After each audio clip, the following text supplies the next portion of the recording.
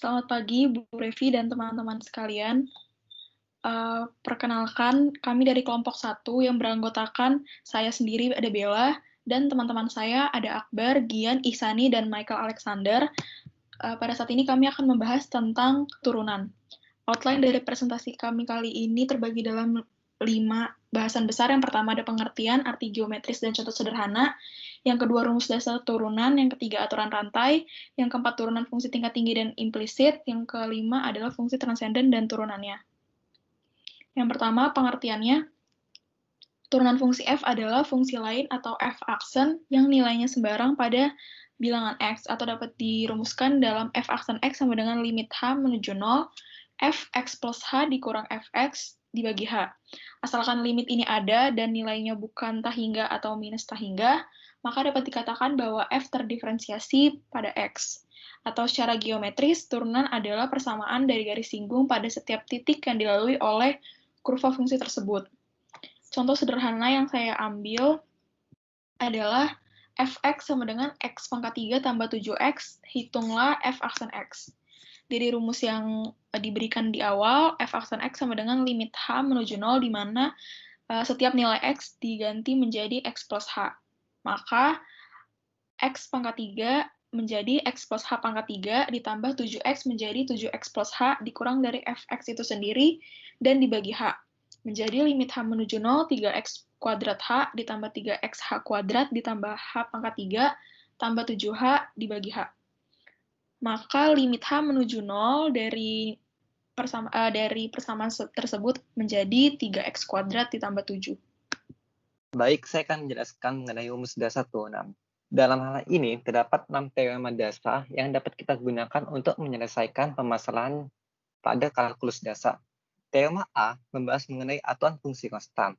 Jika fx sama dengan k, dengan k itu sendiri adalah sebuah konstanta, maka turunan dari k itu sendiri adalah sama dengan 0.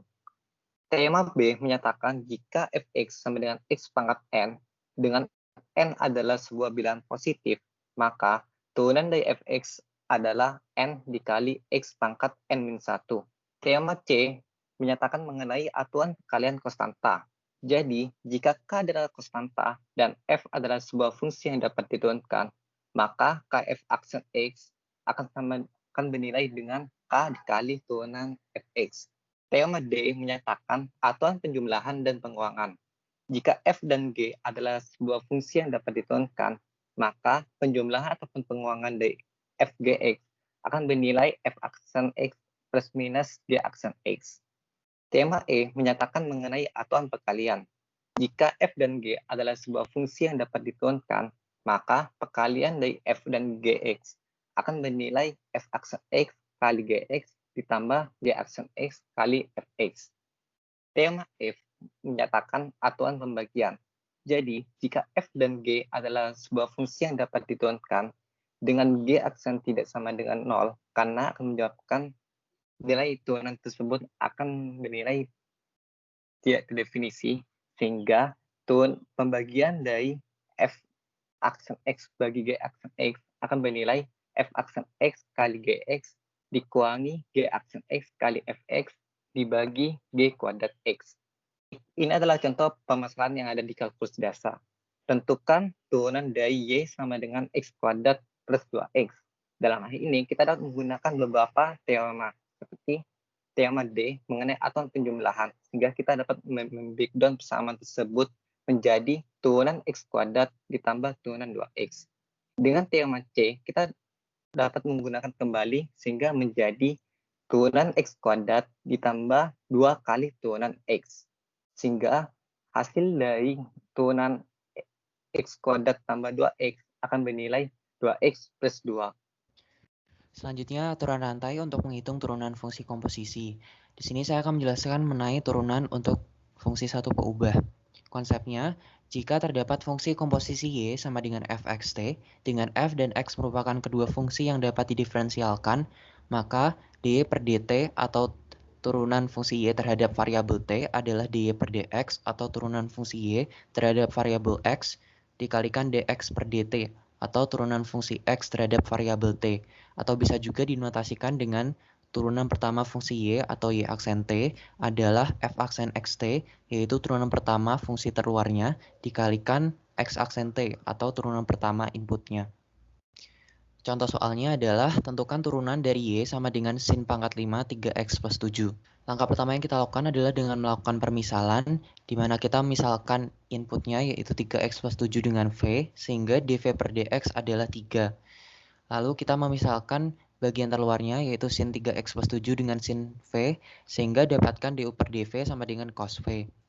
Dan terakhir kita sama-sama tahu bahwa sin pangkat 5 3x plus 7 adalah sin 3x plus 7 dipangkatkan 5, sehingga dapat ditulis dengan y sama dengan u pangkat 5 dengan dy per du sama dengan 5u pangkat 4. Sehingga turunan pertama fungsi y atau dy per dx adalah dy per du dikalikan du per dv dikalikan dv per dx. Lalu kita mensubstitusikan permisalan dan mengkalkulasikannya sehingga dapatkan hasil akhir 15 sin pangkat 4 3x plus 7 dikalikan cos 3x plus 7. Selanjutnya adalah turunan tingkat tinggi. Inti dari turunan tingkat tinggi adalah turunan ke n didapat dari turunan ke n-1. Di sini terdapat turunan pertama didapat dari fx, turunan kedua fx didapat dari turunan pertama fx, turunan ketiga fx didapat dari turunan kedua fx, sehingga turunan ke n dari fx didapat dari turunan ke n-1 fx. Berikut adalah contohnya, yaitu tentukan turunan keempat dari y sama dengan 2x pangkat 6 ditambah 5x pangkat 3 ditambah 7x ditambah 9. Di sini diketahui bahwa fx sama dengan 2x pangkat 6 ditambah 5x pangkat 3 ditambah 7x ditambah 9. Untuk mencari turunan keempat dibutuhkan turunan pertama, kedua, dan ketiga. Turunan pertamanya adalah 12x pangkat 5 ditambah 15x kuadrat ditambah 7. Turunan keduanya adalah 60x pangkat 4 ditambah 30x. Turunan ketiganya adalah 240x pangkat 3 ditambah 30x. Sehingga turunan keempatnya adalah 720x kuadrat. Selanjutnya ada turunan fungsi implisit. Jadi fungsi implisit itu adalah fungsi yang tidak menyatakan nilai y secara langsung atau tidak dalam bentuk y sama dengan fx. Contohnya yaitu x kuadrat y ditambah xy kuadrat sama dengan 4x. Untuk mencari turunan fungsi implisit, yaitu menggunakan aturan rantai dengan memisahkan turunan y menjadi y aksen atau dy per dx. Berikut adalah contoh fungsi implisit, yaitu tentukan turunan x kuadrat y ditambah xy kuadrat sama dengan 4x terhadap nilai x. Sisi kiri dan sisi kanan diturunkan dengan turunan nilai y sama dengan y aksen, lalu mengumpulkan nilai y aksen di sebelah kiri dan didapat y aksen sama dengan 4 min 2xy dikurangi y kuadrat dibagi x kuadrat ditambah 2xy. Baiklah, selanjutnya fungsi transenden dan turunannya.